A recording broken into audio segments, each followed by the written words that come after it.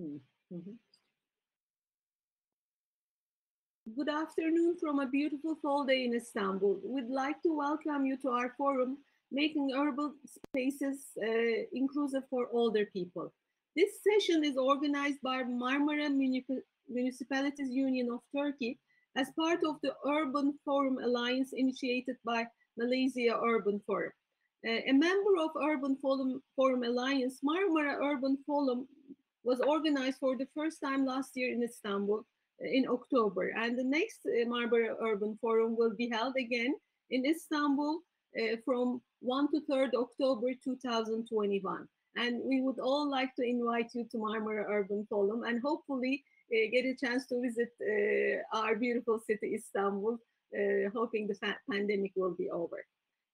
Sustainable Development Goal 11 is making cities and human settlements inclusive, safe, resilient, and sustainable. This will not be possible without age-inclusive, age-sensitive, and age-responsive policies. Being aware and responsive to the change that comes with aging is our main goal. The COVID-19 pandemic brought the spotlight on the relatively vulnerable 65-plus populations. On one hand, we are in awe of the resilience of older adults in fighting this pandemic. On the other hand, we are becoming more conscious of the needs of elderly populations. When preparing this session, I went over the subject index of the new urban agenda. To my dismay, there are so few aging-related subjects. From now on, and I believe this is the only session that focuses on elder issues and urban studies, urban activities, I hope from now on, aging will be an important focus. And we have wonderful experts now on our speakers panel that have this experience, the stories that will be paving the road for such studies. I will be moderating this forum. By profession, I'm a cognitive neurologist. I specialize on dementia and movement disorders. I have been working with the elderly and their family members for over 25 years. And along the road, we decided to found this 65 Plus Elder Rights Association to be able to deal with various issues that surround old age and the changes that come with aging. Developing and sustaining age-friendly cities is a main focus for us. This afternoon, we have 3 speakers. We will try to cover the academic point of view, the practical points, and the NGO point of view. Our first speaker is Dr. Gökselin İlhan, who will be talking about age-inclusive design. Dr. İlhan works as an associate professor in architecture department in Istanbul Technical University. She got her PhD from Reading University, Urban Studies, Construction Management in England. She has research in areas of environmental psychology, accessibility, inclusive design and well-being, environmental design for the elderly and the disabled, the changing workplace, post-occupancy evaluation in the workplaces. Her work has been extensively published in environmental psychology, workplace, and facility management journals. She is also the founder member of SENEX, another aging studies NGO that is very prominent and active in Turkey. Dr. İlhan, the floor is yours. Thank you. Okay, thank you. Now I will open my presentation. I will make the full presentation. Can you see it as a full screen? Yes? Okay, I'm following on. Designing better urban spaces for aging is our topic today, and I'll be talking about the socially restorative environments as the intergenerational contact zones. Starting from here, slide 2. In each slide, I need to open up the presentation. Is it okay with you? Sorry, I can't hear. Yes, that's okay. Is everything okay? Okay, because each slide I need to reopen the system. I don't know how this happens. Okay, so briefly, I would like to talk about a little history with UN Habitat. UN Habitat 2, the second United Nations Conference on Human Settlements, took place in June 1996 in Istanbul, Turkey. And it was the 20 years after the first Habitat Conference that took place in 1967 in Canada. Actually, Habitat 2, which became known as the City Summit, brought 12,000 people with the aim to increase global and national awareness to the problems and the potentials of human settlements. One of those conference venues, next slide, one of those conference venues is that it was ITU Faculty of Architecture, which is my university. You see on the left downside, this is the layout plan, and you see there. We welcome, as I was a last year student, architecture student, we were welcoming people all around the world, and there were government delegates, NGOs, and broad range of community organizations attended this meeting. They discussed and enabled them, and they discussed their roles in improving the human settlements. That was a little bit a history from Istanbul, how we are all connected actually. Well, to say the truth, much has been changed from those days as our populations change. So actually, we are challenging those days, those times. We are having those challenges by, I'm sorry, I cannot, slide 3, slide 4. Okay. As we see, many challenges still is there, and especially for the populations getting older. It's said that by 2050, the world's population of people over the age of 60 will double, and this demographic change will has a strong implications for the sustainable development. And the aging issue is which is generally approached as a demographical problem, actually requires paying attention to the urban dynamics, such as diversifying the local services or different social policies, or generalize them, or care services for elderly people. Most of all, they are living in an active life in a place.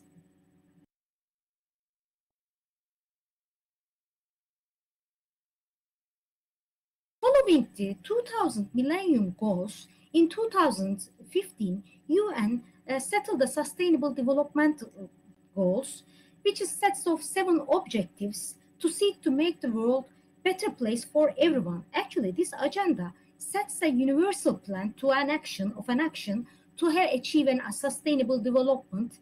In a way, it seeks to realize the human rights of all people. It calls for leaving no one behind and for ensuring that sustainable development goals are met for all the segments of the society at all ages, with particular focus on the most vulnerable one, including the older persons. In line with the SDGs, global strategy, and the action plan on aging and health listed 5 key strategic objectives on which we need to take action in order to improve our ability for older people. Cities, communities, and other urban human settlements are important to enable people to live longer and to have healthy lives. One of those strategies, actually, when we look at those global strategies, SDG 11, Sustainable Cities and Communities, mostly referred for these actions. Of course, it is not limited to this sustainable cities and communities to the older generation. Also, there are relevant targets for the other objectives, and they are interconnected, really. I just wanted to highlight some of the issues mostly related with the aging studies. Well, I said age, old age, but it's not to the one certain number. It's the process of aging, which brings many dimensions, physiological and psychological changes, and this affects the function of the people individually and actually socially in his or her interaction with the environment. As we are designers, to design for older people or people getting older requires understanding of how aging process can affect the way which older person perceives, interprets, and negotiates the environment. But also, it demands an understanding of what it means to grow older in a society. You see some pictures of Picasso drawn images from starting from age 25 to age 90, how he has changed the way he looked at himself. And same we need to do for our society. But by looking at that, for the good design, I'm not saying that we purposely only design for the elderly, but for more inclusive approach is needed.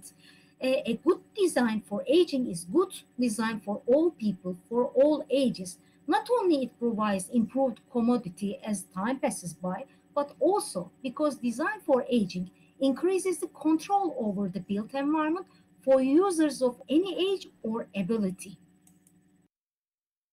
Another thing we need to talk about is that environment plays a key role in determining our physical and mental capacity and health as well. So, in different stages in our life, we demand different things from the environment. Both older people and their environments, which they live, are diverse and dynamic, and it is changing. It's not the only people are getting older, but also the environments are getting older as well.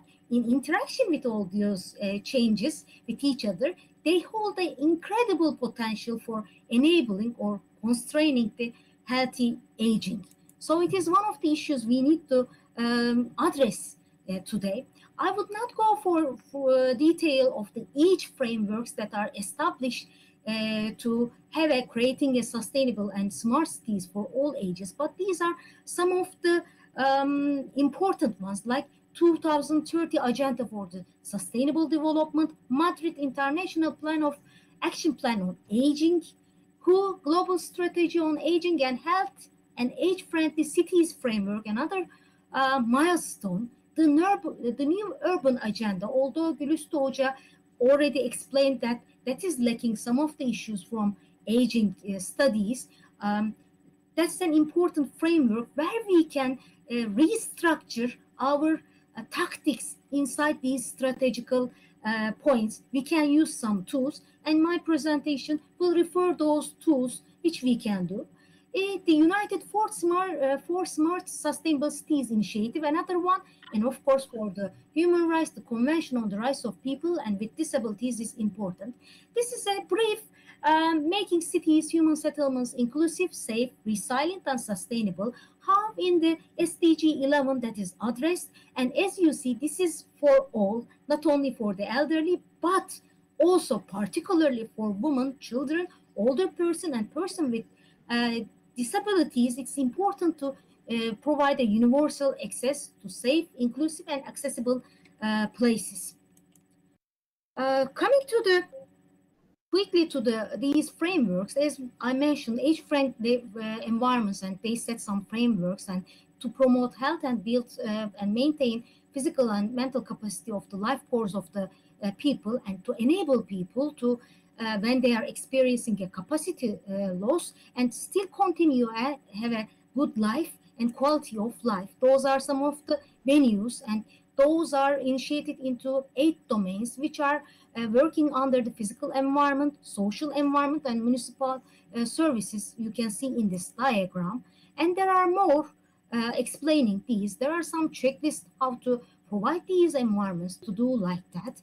And another thing I would like to share with you, why we are looking at these frameworks, because we want to recognize the resources and recognize the capacities, anticipate and respond flexibly to the aging-related needs, also respect to the older people's decisions and their lifestyle choices and their way of life, plus reducing inequalities. Inequalities is a very important term we need to say, and protect who are most vulnerable and promote older people's inclusions and contributions to the all areas of community life. So we say participation. That's an important term we need to. There are set measures for how much age-friendly a city is. These frameworks are all ready, actually. And sorry, I'm out of the screen. These frameworks are put here, and how those indicator sets are introduced. I'm quickly skipping through these. As you see from my presentation, I would like to move from framework to the goal and to the tools. In a new urban agenda, there are actually tools where we can address it. But there are also things that we cannot address, such as the social isolation. As we know, these from frameworks to tools and tactics, social isolation is an alarming large number of global elderly population suffer from it, and this loneliness is actually aggravating the physical illnesses, such as I show you, cognitive declines, Alzheimer diseases, high blood pressures, obesity, depression, anxiety, and the risk of death. You know, some of those issues as well.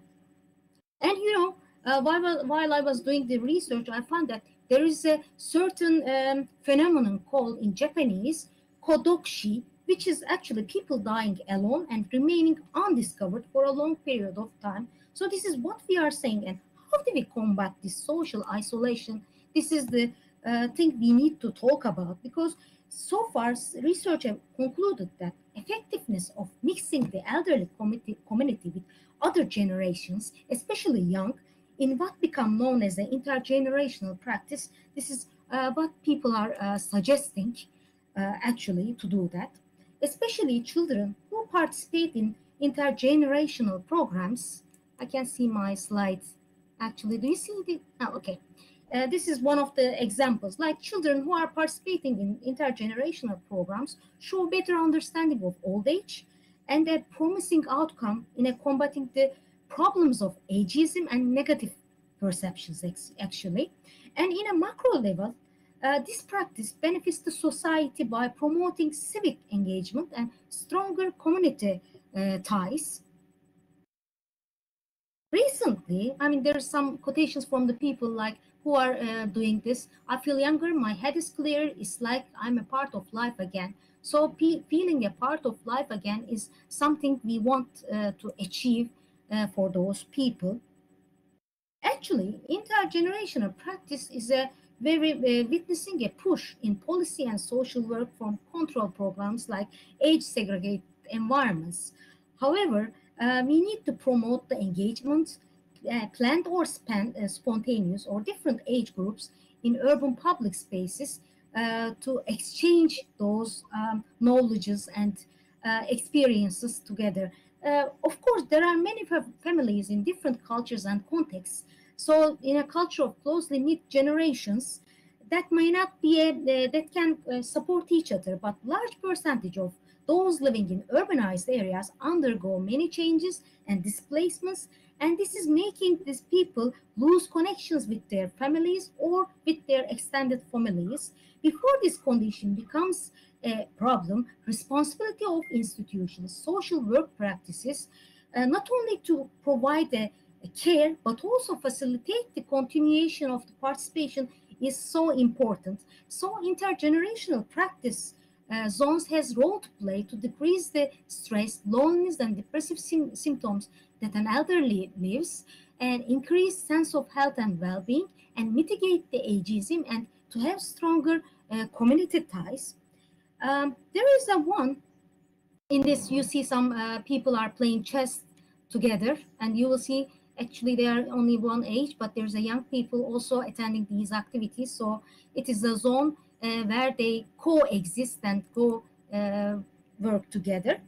And in looking at the theories of environmental psychology, we talk about mostly about person-environment fit, and also we talk about the health benefits of environment and health as a connection. In that connection, actually, we can look for something like a theory called restorative environments. Restoration means is a process of replenishing depleted physiological, psychological resources triggered by certain environmental configurations, we call it.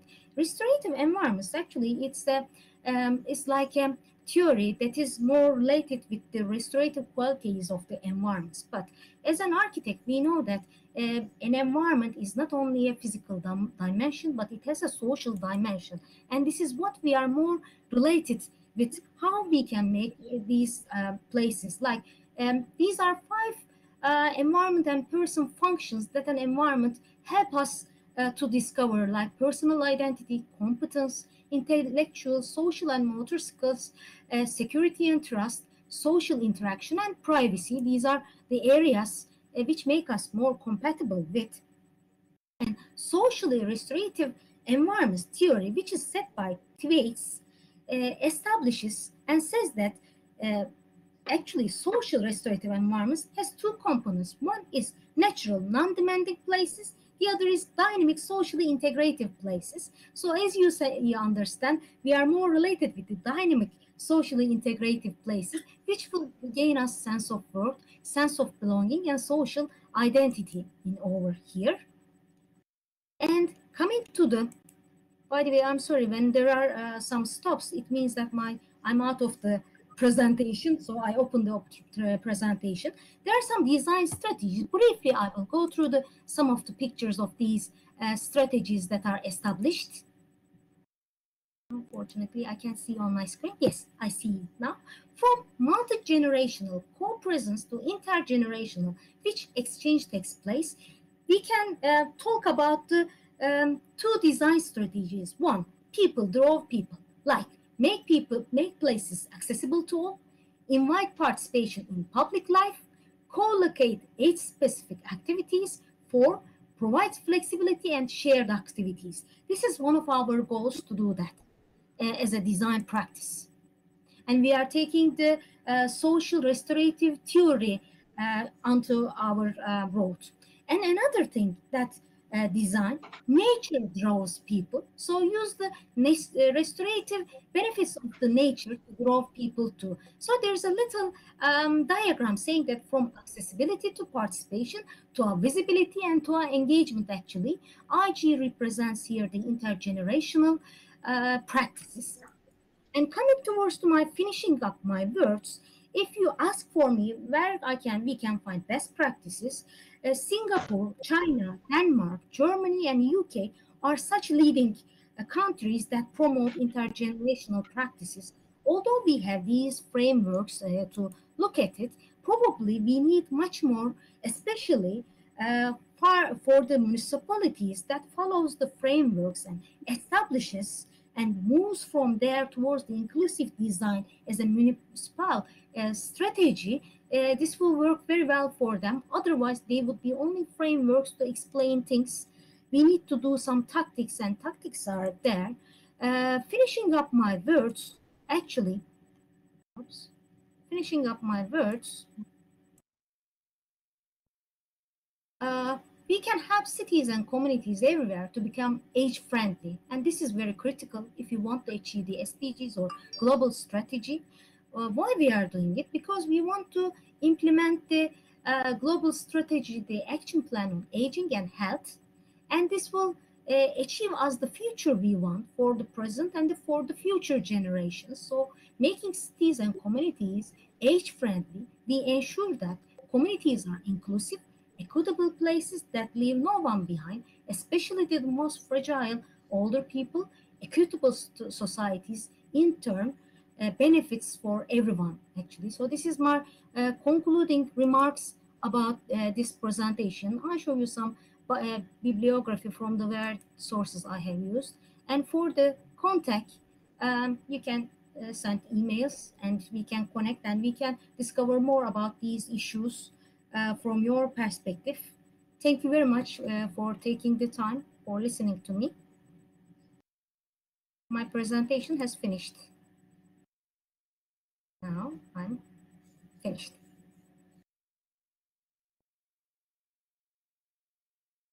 Gülüştü hocam, I cannot hear you. Your microphone is off.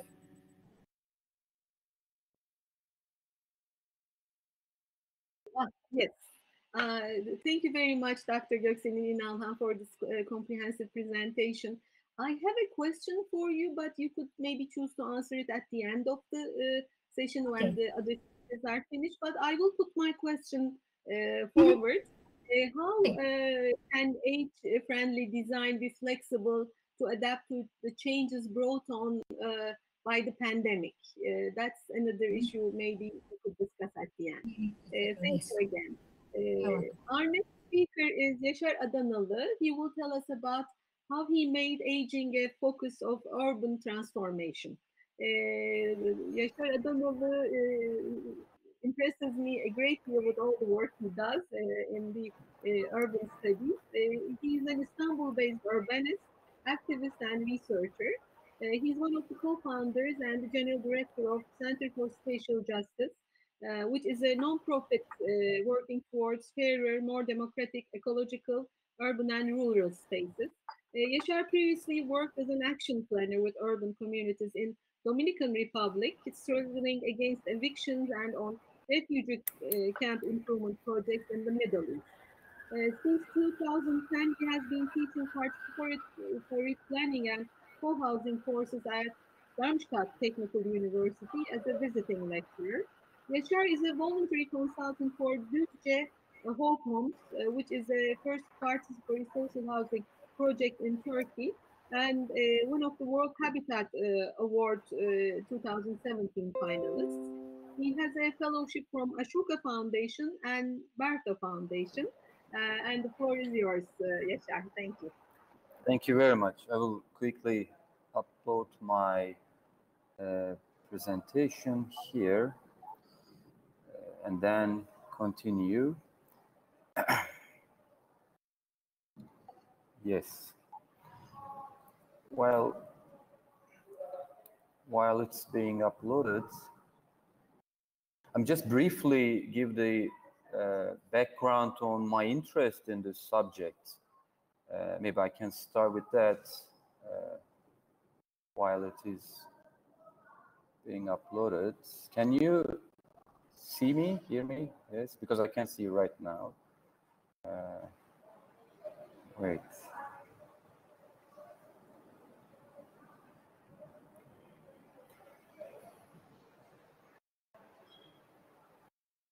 I think almost there.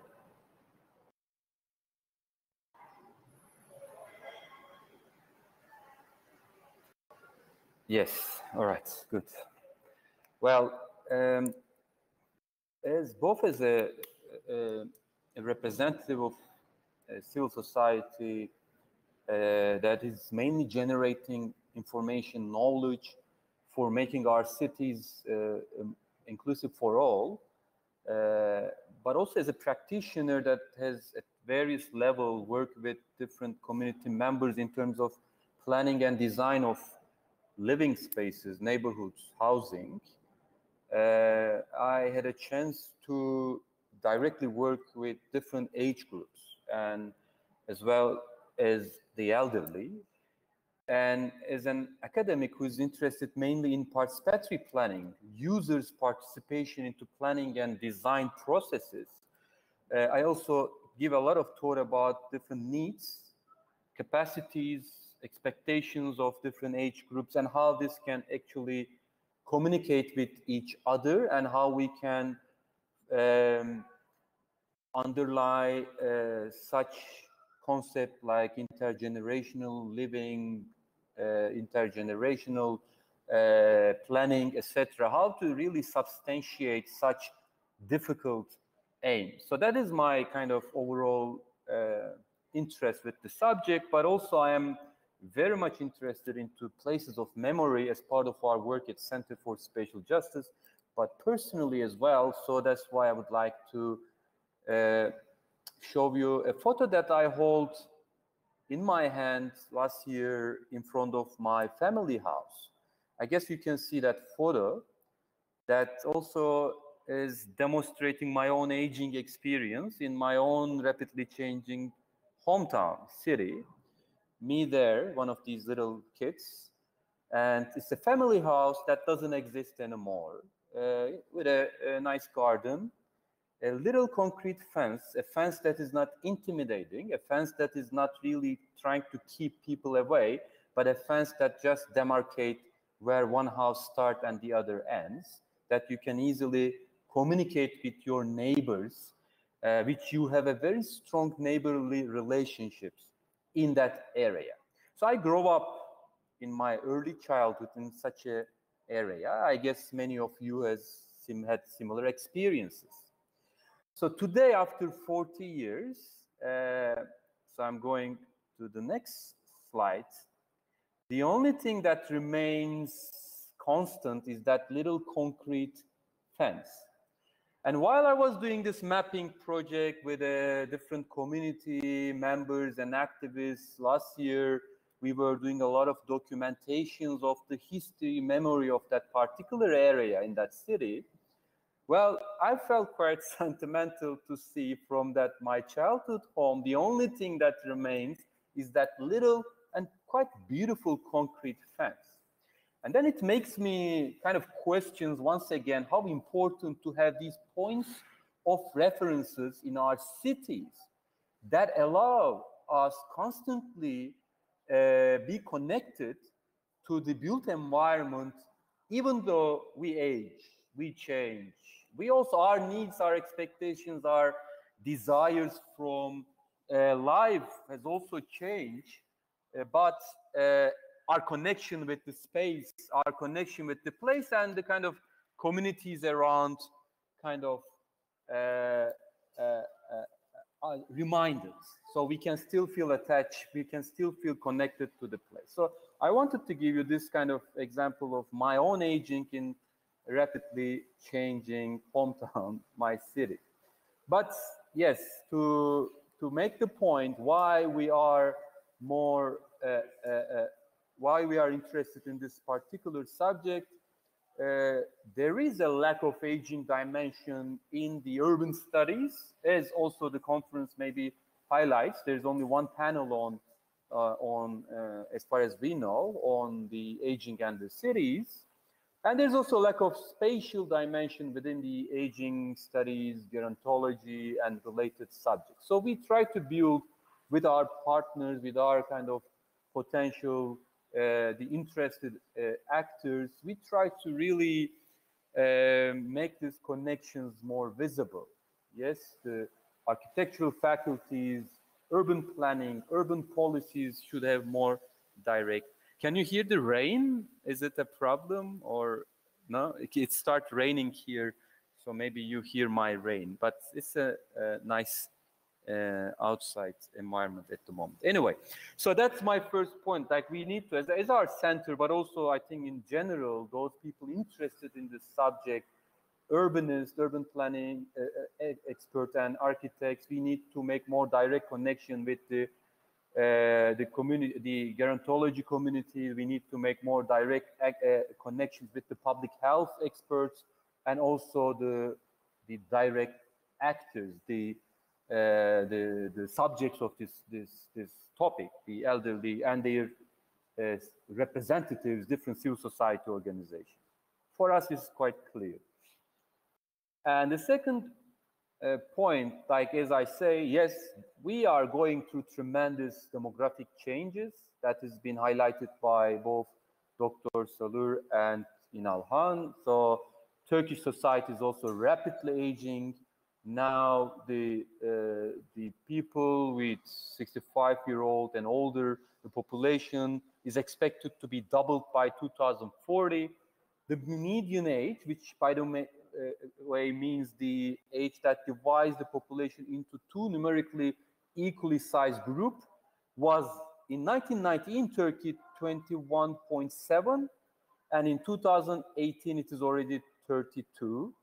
And that's going to also increase a lot. So we are living in aging societies. That is a kind of maybe cliche now. We know that.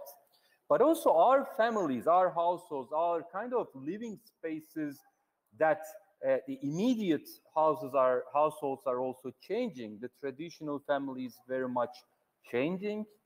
And to nucleus family, and nucleus family is also kind of changing into diverse forms of living household families. That is important, especially for societies like Turkey, or maybe also for Malaysia. I'm not so much aware of that, but where the care mainly takes place in the household, where the care mainly takes place in with the family, when these demographic changes rapidly happens, that means it has a lot of policy implications, more than maybe other institutionalized care regimes around the world. So this rapid demographic changes not equally experienced in like a city like Istanbul. Here you see the map of Istanbul, different neighborhoods with its age segmentations. And you see the darker red, the older the neighborhood, the darker blue, the younger the neighborhood. So clearly, in a city like Istanbul, around 18 million people living in 5,000 kilometers square, you can see there are areas heavily elderly concentrated and areas much younger. So what does it mean in terms of urban policy? What does it mean in terms of urban services? What does it mean in terms of such crisis, public health crisis that we are facing at the moment? So we have to be very much age sensitive in our understanding of how cities actually work, how cities actually, that is a must if we want to have services that are delivered to the totality of the population with creating maximum amount of benefit for the most of the people. So that is in this kind of the aging dimension in our demographic change also important, spatially because of that very clear fact. But let me also make my point on the rapid spatial transformation that we are experiencing at this very moment, that is corresponding, paralleling to the rapid demographic changes that we are experiencing as well.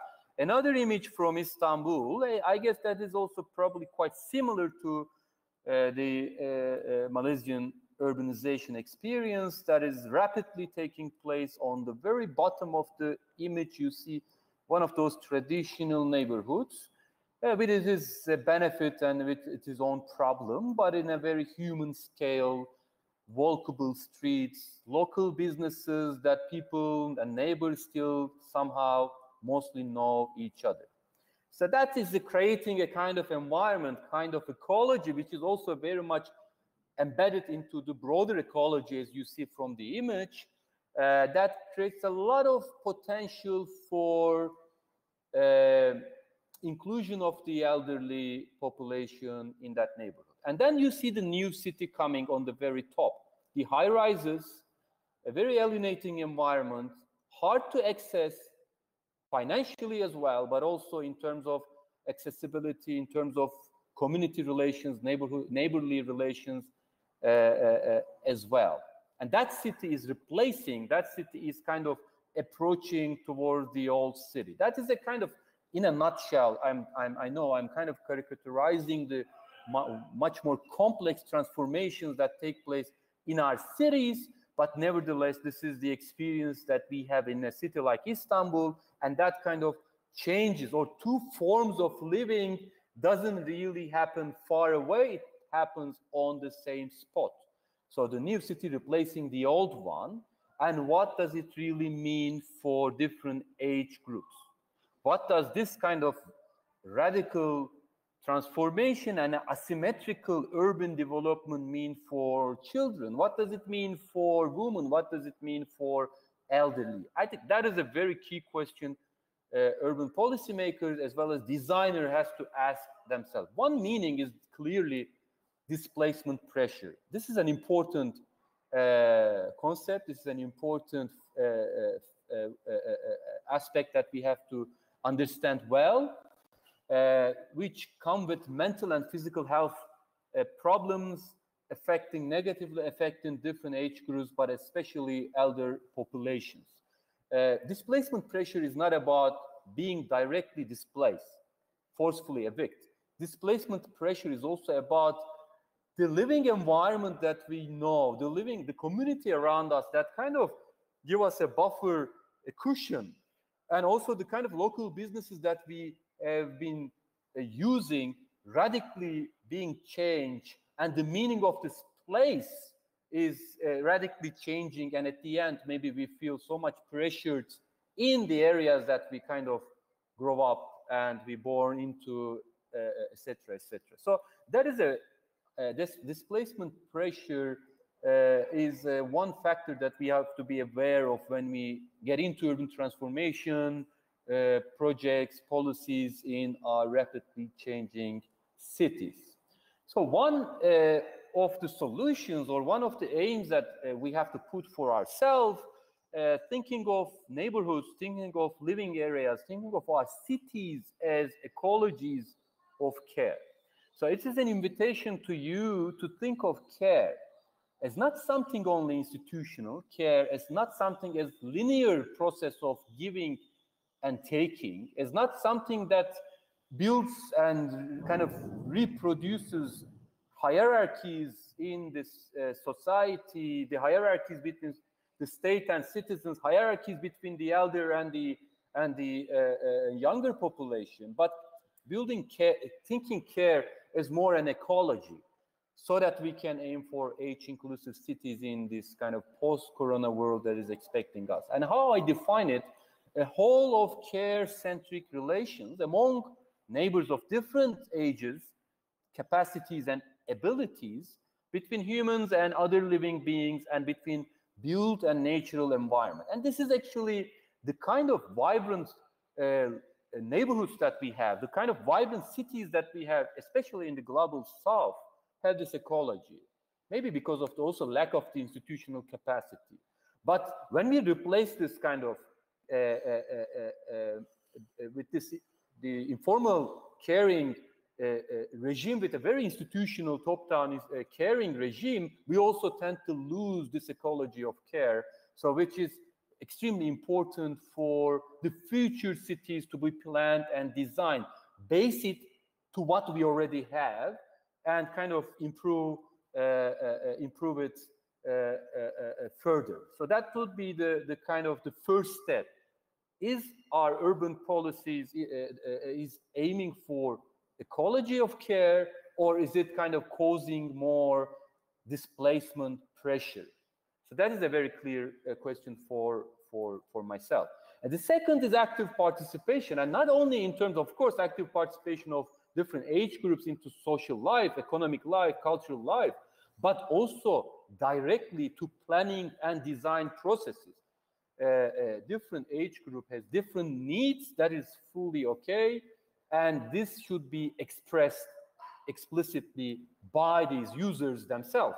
And the planning and design processes should adapt in a way that listen and invite into decision-making process different age group, including the elderly, as in my own practice, in our own institution, and in my own teaching as well. This, I know it is very much possible, and that is also a must. If we really want to build ecologies of care, we need to understand the capacities, experiences, and also different needs of different age groups. This is from our housing project, which was fully in a participatory way designed in an earthquake-affected part of Turkey, which different age groups, including elderly, included in their own design of their own neighborhood and their own houses. And my final point will be coalition building within civil society, between civil society and academy, and between civil society, academy, and professional world, of course, in our putting our all effort to the local governments. Coalition building because, yes, we are all different user groups with different needs, including disabled movement, children's rights movement, elderly rights movement, neighborhood movements, women's movement, etc. And this, we have to kind of work together because these intergenerational effort that we want to see more doesn't come naturally. And sometimes even it become certain hostilities exist within existing civil society or society in general. So we have to kind of go beyond that. Within the academy, there's a big breach between the design world, gerontology, social sciences, etc. So we need to also breach those divides. And also the professionals are kind of so separated. So these are, we really requires coalition building so that kind of when we build, transform our cities, we keep these concrete fences stay there intentionally, not by chance. No, those concrete fences that are very important for our well-being in our cities, little fences, will be designed intentionally, stay there, and we will be living in a more age-inclusive cities. And that's all. Thank you.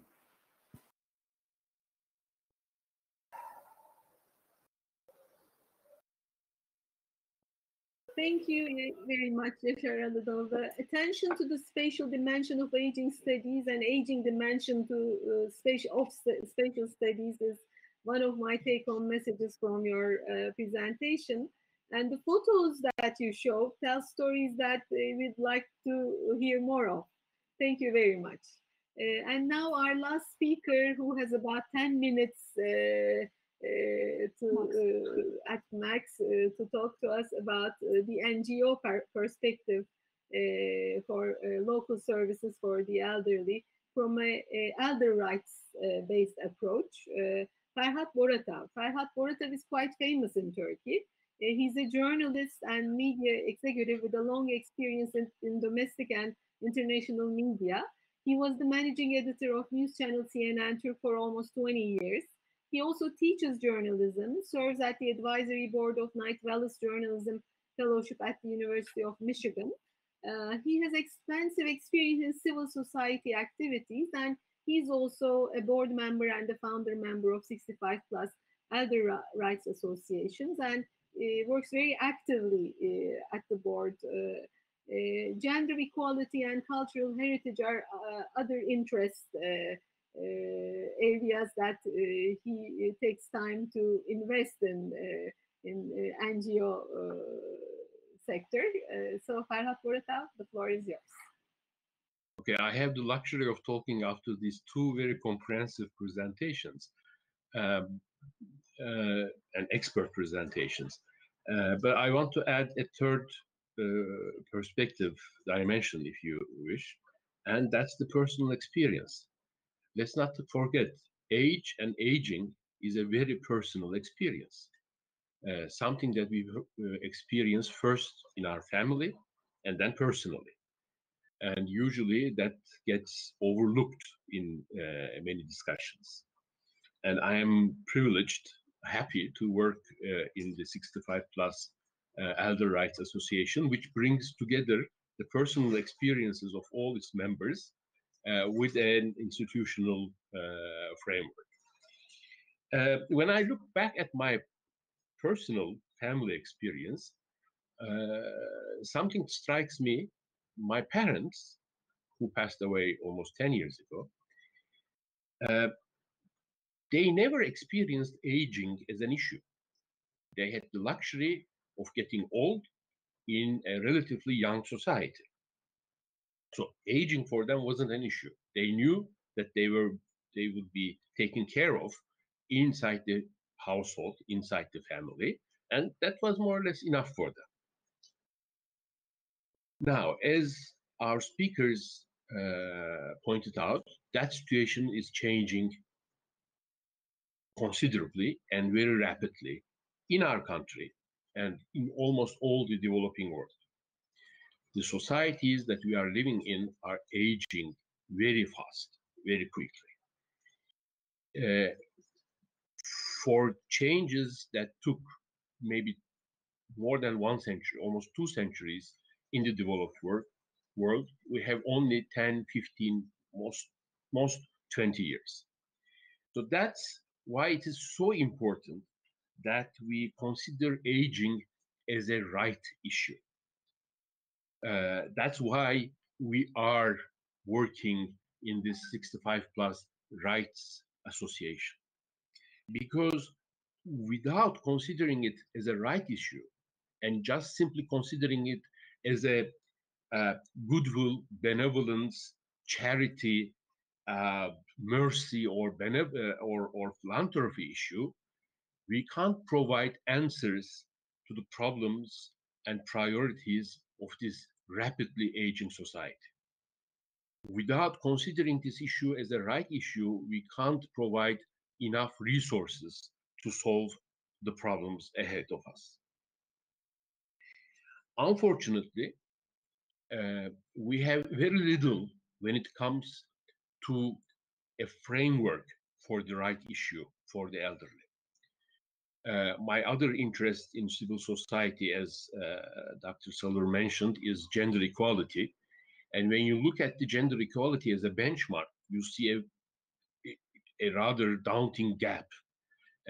When it comes to gender equality, there are international documents, charters, United Nations resolutions, and institutions to support, to promote, to develop gender equality.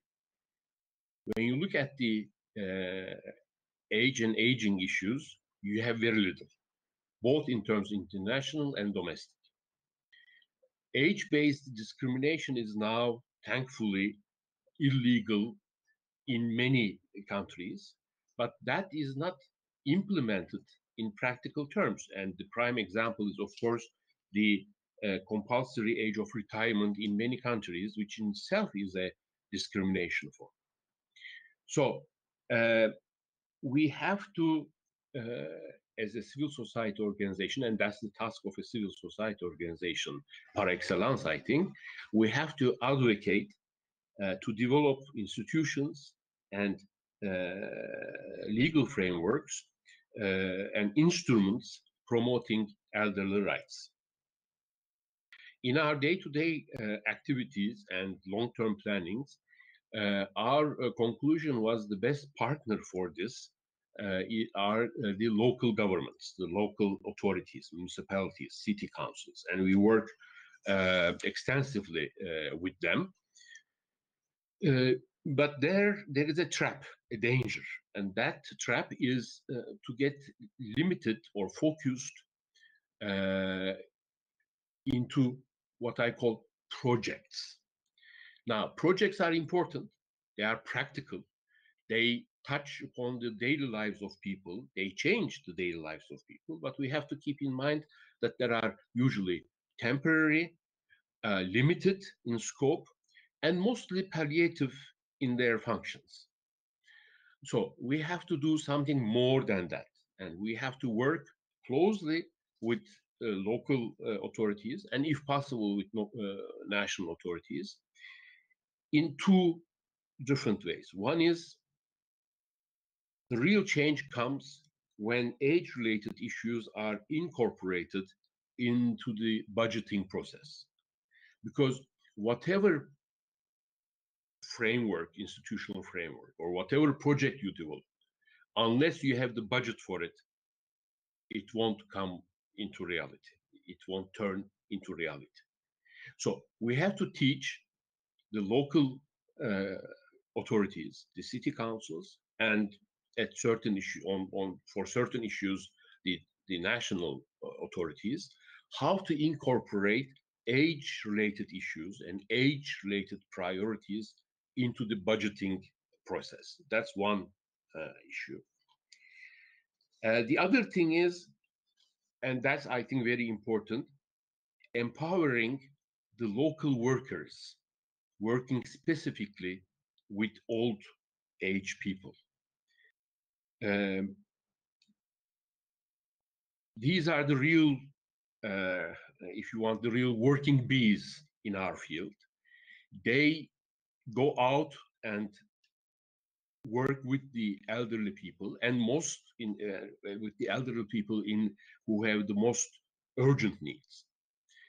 But they lack the power to implement their ideas, their knowledge, their know-how. So we have to find ways to empower them. And here, the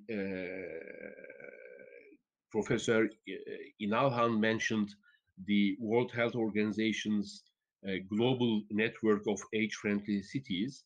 We found that this is a good instrument to do that, and we are trying to implement it on a local level in Turkey to bring together municipal workers, local experts who are working on the age-related issues or who are working with old people together so that they have a more credible standing inside their organizations.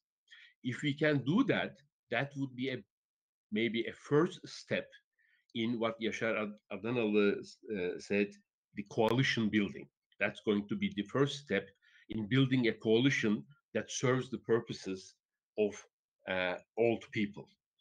And then, of course, we want to extend that coalition into other civil society organizations so that we can bring together our expertise, know-how, and also our problems. So that's I want to conclude my presentation on where I started. And the third point is maybe that to explain to your local authority, to the city council, to the mayor, that aging is their personal experience as well. They are going to get old. Their families are getting old, and their problems won't be solved individually. If we can do that, and whenever we do that, we see that we can make progress. Thank you. Thank you. Thank you very much, Farhat Boratav, Dr. Gökçen İnalhan, and Yaşar Adanalı. I'm afraid we don't have time for any questions. I will get my answer personally from Dr. Gökçen İnalhan. I enjoyed this session greatly. I hope we get a chance to come together at another inspiring event, maybe latest at the second Marmara Urban Forum next year, maybe at the World Urban Forum eventually when that happens. Thank you very much for joining us. Thank you very much for your attention, and stay safe. Thank you. Thank you.